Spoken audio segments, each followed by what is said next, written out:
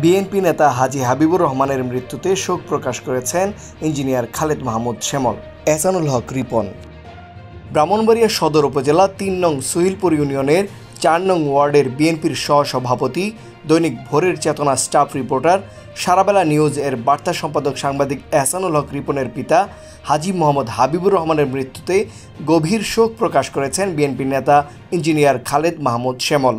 তিনি বলেন, হাজী হাবিবুর রহমান প্রয়াত প্রেসিডেন্ট জিয়াউর রহমানের আদর্শ বাস্তবায়নে আজীবন নিরলসভাবে কাজ করে গেছেন। তিনি একজন সমাজসেবক, নিষ্ঠাবান ও দায়িত্বশীল ব্যক্তি হিসেবে এলাকায় পরিচিত ছিলেন।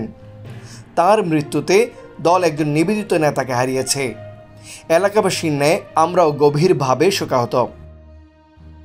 জেলা বিএনপি নেতা হাফিজুর রহমান, জেলা বিএনপি নেতা জহির, আলী আজম সহ জেলা নেতৃবৃন্দরা রুহের মাগফিরাত কামনা করেন এবং শোক সন্তপ্ত পরিবারের প্রতি গভীর সমবেদনা জ্ঞাপন করেন। অন্যদিকে হাজী হাবিবুর রহমানের মৃত্যুতে সুহিলপুর ইউনিয়ন পরিষদ চেয়ারম্যান আব্দুর রশিদ ভূঁইয়া ও ইউনিয়ন সাবেক চেয়ারম্যান মোবারক মুন্সি এক গভীর শোক প্রকাশ করেছেন ও শোকাহত পরিবারের সদস্যদের প্রতি সমবেদনা জানিয়েছেন।